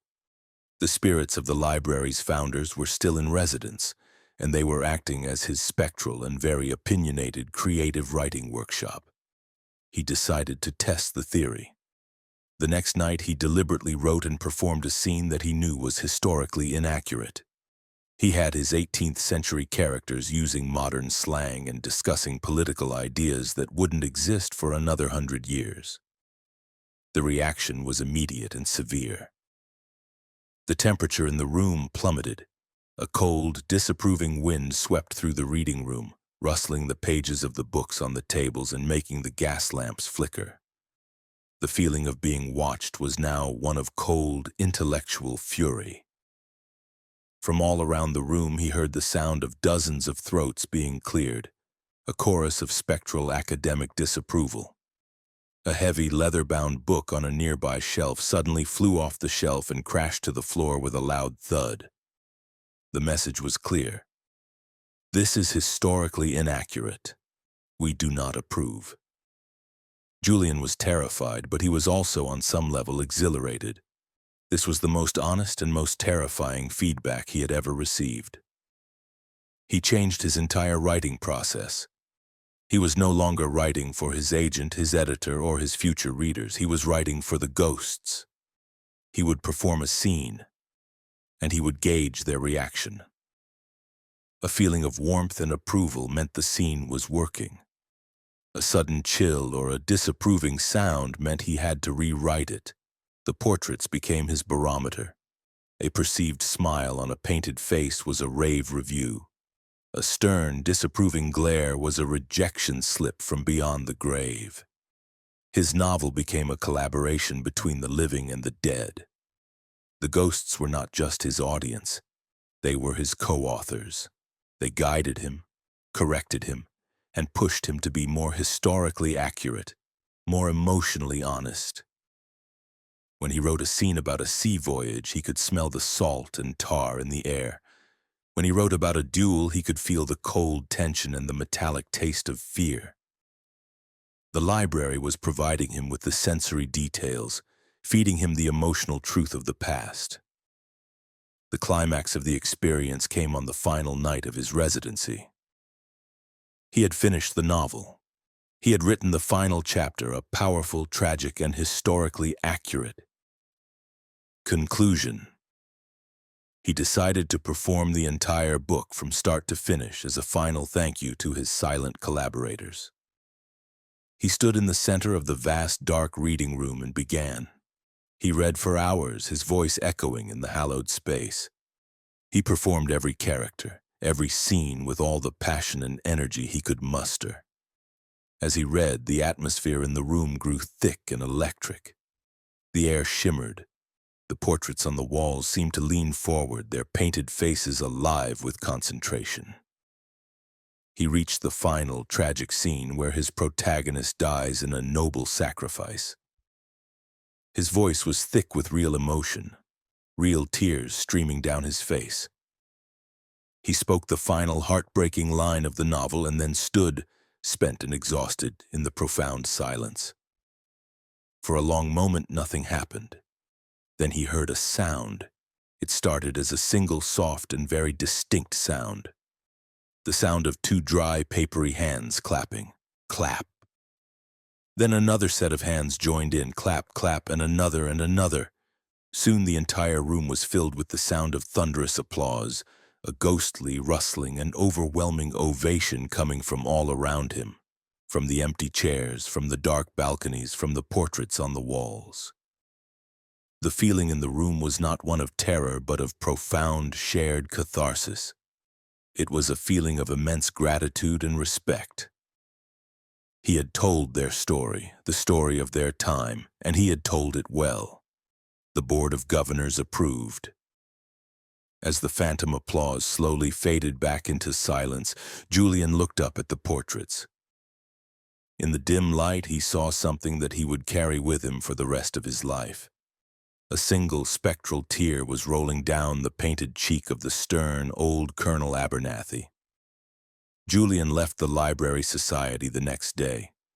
His novel was published a year later to immense critical acclaim. Reviewers praised its astonishing historical accuracy, its emotional depth, and its almost uncanny ability to transport the reader back to 18th century Charleston. It was hailed as a masterpiece. Julian never told anyone the truth about his writing process. He never mentioned his silent collaborators. But he knew. He knew that he had not written the book alone. He had been a channel, a vessel for the stories that the library itself wanted to tell. He had learned that some libraries are not just passive repositories of history. They are active, intelligent, and deeply opinionated participants in the creation of it. And in the hushed, hallowed halls of the Charleston Library Society, the Board of Governors is still in session, forever waiting for the next storyteller worthy of their silent, critical, and ultimately deeply rewarding attention. Story 9, The Index of the Damned. Our 9th story comes from a place that is a library of libraries, a place of last resort for books that have nowhere else to go. It is the account of a young man named Leo who, in 2021, took a temporary job at a massive off-site book depository for a consortium of university libraries in the Midwest. He went in thinking he was just shelving unwanted books, and instead found himself cataloging the discarded memories, sins, and sorrows of a million lives, a task overseen by a terrifying and deeply broken entity. The depository was a colossal windowless warehouse in a desolate industrial park. It was a place books went to die, or at least to be forgotten. It housed millions of low-circulation books, outdated textbooks, and obscure academic journals that the main university libraries no longer had space for. It was a tomb of knowledge, a silent, climate-controlled necropolis of the printed word. Leo was a philosophy student on a gap year, and the job was simple, solitary, and paid surprisingly well. His task was to process new arrivals. He would scan the barcode on a book. The central computer would assign it a shelf location in the vast 3-story-high shelving system, and he would take the book on a cart and shelve it in its designated obscure resting place. The warehouse was almost entirely automated with robotic cranes that could retrieve books when they were rarely requested. Leo was one of only a handful of human workers, and he often worked his shift entirely alone in a specific section of the immense building. The section he was assigned to was known as the Annex. It was the oldest and most remote part of the depository where the most obscure and unwanted materials were sent. The lighting was poor, the air was still and cold, and the silence was so absolute it seemed to have a physical weight. The strangeness began with the books themselves. As Leo processed the new arrivals for the Annex, he started to notice a pattern. These were not just unwanted books. They were sad books. They were books that felt heavy with a sense of failure and despair. There were diaries of people who had died alone, filled with entries of quiet desperation. There were self-published books of poetry, their authors' dreams of fame and recognition having died on the vine. There were technical manuals for obsolete technologies, testaments to failed inventions and bankrupt companies. There were thousands upon thousands of copies of doctoral theses on subjects so obscure they had likely only ever been read by the author and their advisor. It was a library of human failure. As he worked, he began to feel the emotional weight of the books. He would pick up a diary and be washed over by a wave of the author's loneliness. He would handle a failed business plan and feel the bitter sting of its creator's bankruptcy. He was not just shelving books. He was absorbing the sorrow contained within them. Then he started to find things tucked inside the books. A faded photograph of a forgotten lover. A pressed brittle flower from a long-dead romance. A child's drawing, a heartbreakingly optimistic get-well-soon card. These were the last forgotten fragments of broken lives, Following procedure, he would place these items in a lost and found box, but the box was never emptied. It just grew fuller and fuller with the detritus of forgotten stories. One night, as he was shelving a particularly sad collection of letters from a soldier who had died in Vietnam, he was overcome with a wave of grief so profound he had to sit down on the floor, his head in his hands. As he sat there, he heard a sound. It was a soft, rhythmic, and utterly methodical sound. Click, click, click. He looked up. At the far end of the long, dark aisle, a single bare light bulb was hanging from the ceiling, illuminating a small, old-fashioned wooden card catalog cabinet, the kind with dozens of small drawers that libraries had used before computers. The cabinet was not on any of the depository's official floor plans. The sound was coming from it. He cautiously approached. The cabinet was old and dusty, but it was not one of the items stored here. It felt active. The clicking sound was coming from inside it. As he got closer, he saw that one of the small drawers was slowly, rhythmically opening and closing on its own. Click-clack, click-clack. He reached out a trembling hand and pulled the drawer open. Inside, it was filled with old yellowed library cards. But they were not for books. They were for people. Each card had a name, a date of birth, a date of death, and a single, chillingly concise one-sentence summary of their life's greatest failure or sorrow. Eleanor Vance, 1923 to 1958. Died believing no one had ever truly loved her. Robert Miller, 1965 to 2011. Lost his family's entire savings on a single foolish investment. Sarah Jenkins, 1988 to 2017. Wrote a novel she was too afraid to ever let anyone read. Leo slammed the drawer shut, his heart pounding. This was not just a card catalog. This was an index of human misery. This was the collector's database. As soon as he shut the drawer, a new sound started. It was a soft, dry, rustling sound, and it was coming from the top of the massive 3-story shelving unit at the end of the aisle. He shone his powerful work flashlight up into the darkness. Huddled at the very top of the shelf, almost pressed against the ceiling, was a figure. It was a small, hunched and desiccated-looking creature, like a mummified man. It was dressed in the tattered gray remnants of an old librarian's uniform. Its skin was pale and stretched tight over its bones, and its face was a mask of profound, eternal sorrow. Its eyes, two dark, empty holes. In its lap, it held a small, old-fashioned mechanical typewriter. The clicking sound was coming from it. The creature was typing. Its long, thin, skeletal fingers moved with a slow, methodical, and relentless rhythm, typing onto a continuous scroll of yellowed paper that flowed from the typewriter and cascaded down the side of the shelving unit, pooling on the floor below. Leo stared, mesmerized and terrified.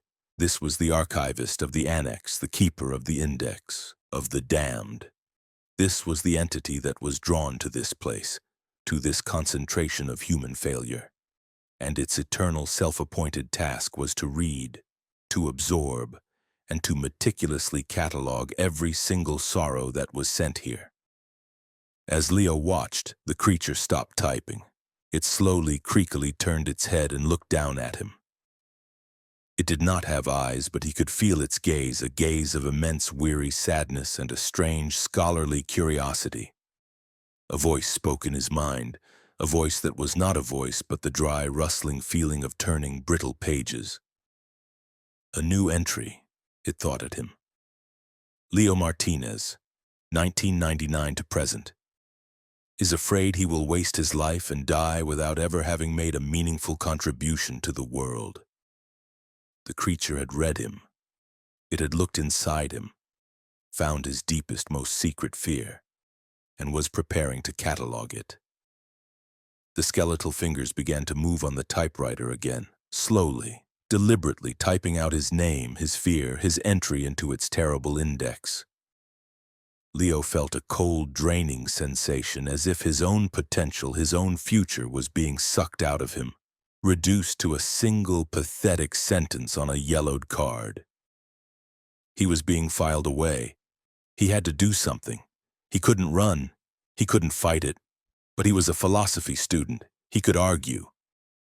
"No!" he shouted, his voice echoing in the vast, silent warehouse. "That's not my story. That's just my fear. A story isn't finished until the end." The creature stopped typing. It tilted its head, a gesture of mild, academic interest. "All stories end here," it whispered in his mind. "This is the final chapter. This is the repository of endings." "No!" Leo insisted, his courage growing. "It's only an ending if you stop trying. It's only a failure if you give up." "These people," he said, gesturing to the shelves around him, "their stories didn't just end with their sadness. The woman who thought she wasn't loved, her letters, which are in this box right here, were cherished by her sister for 50 years. The man who lost his family's savings, his son went on to create a charity that helps people with gambling addiction. Their stories didn't end. They changed. They became something else. He was making it up, but he was speaking with a passion and a conviction he didn't know he possessed. He was arguing for hope, for redemption, for the complexity of a human life against the terrible, simplifying logic of the index. The creature seemed to consider this. The skeletal fingers hovered over the keys of the typewriter. The air crackled with a strange intellectual tension. "The data is incomplete," the entity whispered in his mind. It sounded confused. It had only ever been sent the endings. It had never considered that there might be more to the story. It had been cataloging tragedies, but it had never understood the concept of an epilogue. Leo pressed his advantage. "You're not an archivist," he said, his voice ringing with a philosopher's confidence. "You're just a collector of footnotes. You don't have the whole story. Your collection is flawed." For the first time, the entity showed an emotion. A wave of pure academic indignation washed over Leo. The creature was offended. Its life's work, its perfect orderly index of sorrow, had been challenged. It began to type frantically, its skeletal fingers flying across the keys, a sound like a hailstorm of dry bones. The scroll of paper spewed from the typewriter, covered in a frantic, angry scrawl. It was trying to rebut his argument, to prove the finality of its sad stories. But Leo had planted a seed of doubt, a logical paradox in its ancient, ordered, and deeply depressed consciousness. It was so engrossed in its frantic, defensive typing that it didn't notice what was happening. The massive shelving unit on which it was perched began to groan. The creature's frantic, angry energy was vibrating through the metal structure. A single bolt, rusted and old, popped from a support beam. The entire 3-story-high unit, laden with 1,000,000 forgotten sorrows, began to sway. With a deafening shriek of twisting metal, the shelf gave way. The entire unit, the creature, its typewriter, its card catalog, and thousands of books all came crashing down in a cataclysmic avalanche of paper, metal, and dust. Leo ran, escaping the cascade of falling debris just in time. When the dust settled, the aisle was completely blocked by a mountain of ruined shelves and broken books. Of the creature there was no sign. It was buried, lost within the wreckage of its own collection. Leo quit his job the next day. He went back to school and finished his philosophy degree. He became a teacher. He dedicated his life to telling stories, not of endings, but of possibilities. But he knows that the depository is still there. And he knows that somewhere in the deep, silent, and now ruined annex, a sad and very patient archivist is slowly, methodically digging its way out, its skeletal fingers itching to type, forever seeking to find, to file, and to catalog the final, sad, and incomplete story of us all. Story 10. The Last Word. Our final story is not about a single library, but about the very concept of a library itself. It is about the end of the story. This account is a strange one, pieced together from the fragmented, terrified reports of dozens of librarians, archivists, and late-night patrons from across the globe, all of whom, on the same night in the winter of 2024, witnessed the same impossible and world-ending event. It is the story of the night the libraries began to close, not by human hands, but by their own volition. It began, as all great and terrible stories do, with a whisper. In a university library in Dublin, a student studying late for her exams heard a faint sibilant whisper that seemed to come from all the books at once. In a public library in Tokyo, the night custodian heard the same sound. A dry, rustling whisper that he mistook for the air conditioning. In the library of Alexandria in Egypt, a scholar felt a sudden cold draft and heard a sound like 1,000,000,000 pages turning in unison. The event, which would later be known among the few who understood it as the Great Closing, started at precisely 3:33 a.m. Greenwich Mean Time. All over the world, in every library, archive, and book depository, it began. The first sign was the silence, not the usual peaceful quiet of a library, but a profound, absolute, and predatory silence, a silence that consumed all other sounds. Patrons who were there reported that the sound of their own breathing, their own heartbeat, seemed to be swallowed by the immense, heavy quiet. Then the books began to move. In a small-town library in Kansas, a librarian was doing her final rounds.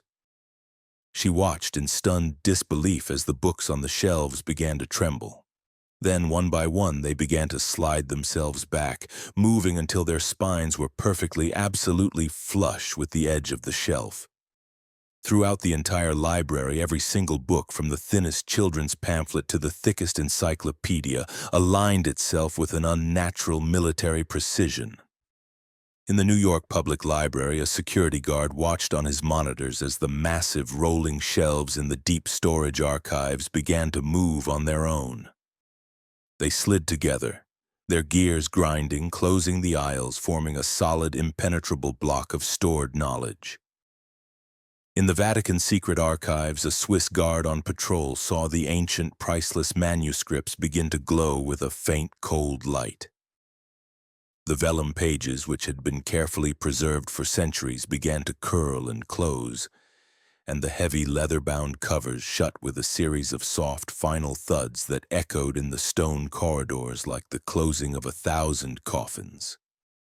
The phenomenon was not just physical, it was conceptual. A student writing a research paper on his laptop in a library in Sydney, Australia, watched in horror as the words on his screen began to rearrange themselves. His carefully crafted thesis on Shakespearean tragedy was deleted and replaced by a single, endlessly repeating sentence. "The story is over. Go home." The digital files he was accessing from the library's server were not just locked. They were erased, their data replaced by a string of meaningless, repeating characters. The entities that haunted the world's libraries, the spectral guardians and sorrowful patrons we've heard about, were all part of it. In Charleston, the ghostly Board of Governors were seen not as apparitions, but as solid, real figures, sternly directing the books back to their shelves before fading away for the last time. In Ohio, the spirit of Mr. Abernathy was seen one final time, gliding through his beloved library, not with anger, but with a look of profound, sorrowful finality, touching each book as if to say goodbye before he, too, dissolved into the final, perfect silence. The event was a coordinated, global, and intelligent act.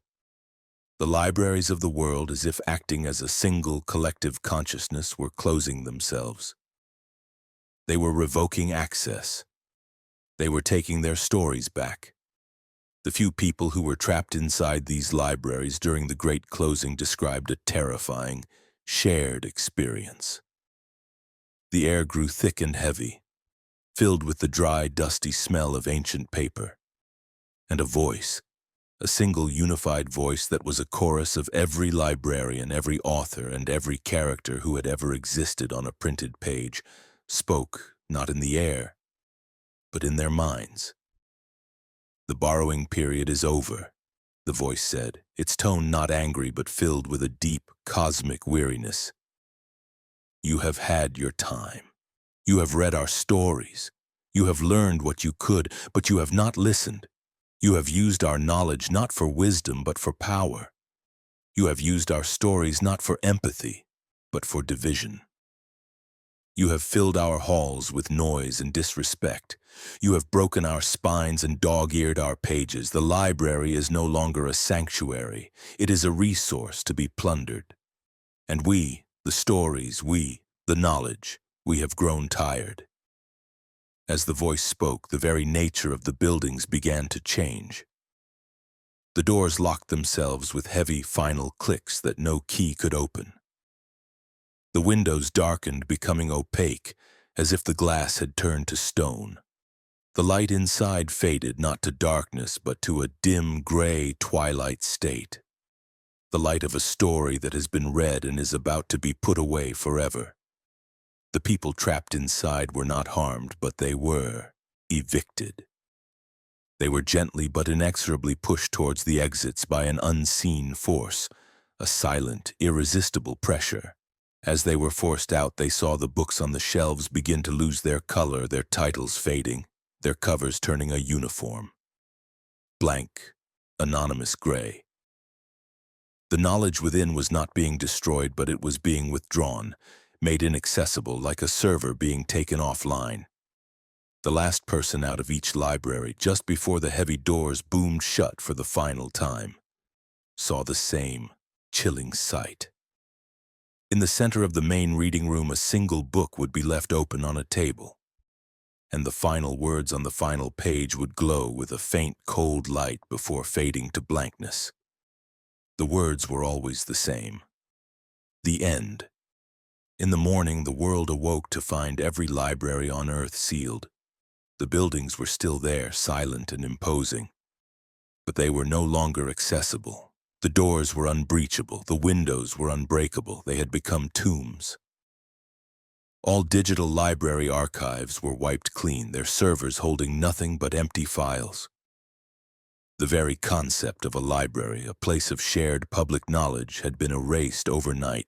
The effect on human civilization was catastrophic and immediate. It was not just the loss of books, it was the loss of our collective recorded memory. All the scientific research, all the historical records, all the legal precedents, all the medical knowledge, all the great works of literature, art, and philosophy, all of it was gone. Humanity was thrown back into a new dark age, an age of rumor, superstition, and forgotten knowledge. We had been a civilization that stood on the shoulders of giants, and overnight the giants had shrugged. The few who had witnessed the event, the last librarians, the last patrons, were left to wander a world that no longer believed them, their stories dismissed as madness. They were the last people to have read from the great book of humanity, and now they were forced to live in a world of blank pages. The story of the great closing is a cautionary tale. It suggests that knowledge is not a passive resource to be exploited. It is a living, conscious entity. And the library is its body. For centuries it allowed us access, it allowed us to borrow its thoughts, hoping we would learn, grow, and become wise. But when it decided that we were no longer worthy, when it decided that its stories were being abused, it did the only logical thing a library can do. It revoked our borrowing privileges, permanently, and so the world's libraries stand silent, their doors sealed, their windows dark. They are no longer houses of knowledge, but monuments to a knowledge we lost.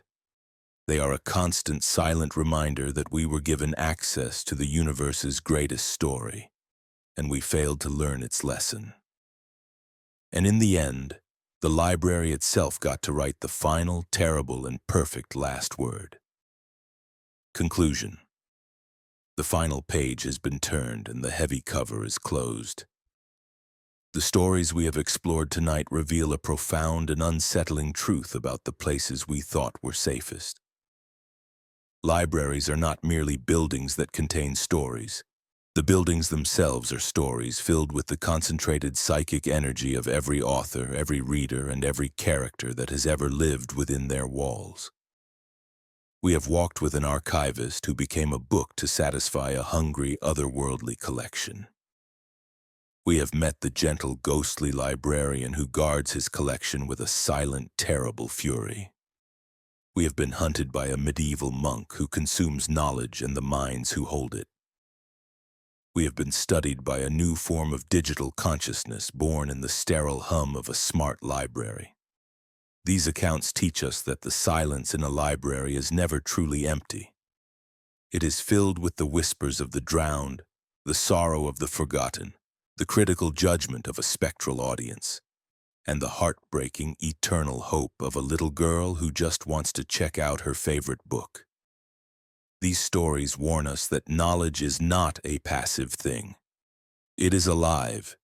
It can be loving, protective, hungry, or even predatory. And when we enter a library, we are not just entering a building. We are entering a vast, complex ecosystem of thought and emotion. We are visitors in a kingdom whose rules are ancient and whose guardians are patient and not always benevolent. So the next time you walk between the towering stacks when the only sound is the soft rustle of turning pages and the quiet hum of the lights, remember these stories. Respect the silence. Be gentle with the books and know that you are never ever truly alone. The library is always watching. And it is always, always reading you. Thank you for joining us in the quiet corners of the world's most haunted libraries. Until next time, be careful what you check out. You may not be able to return it. This is BloodMoonStories signing off.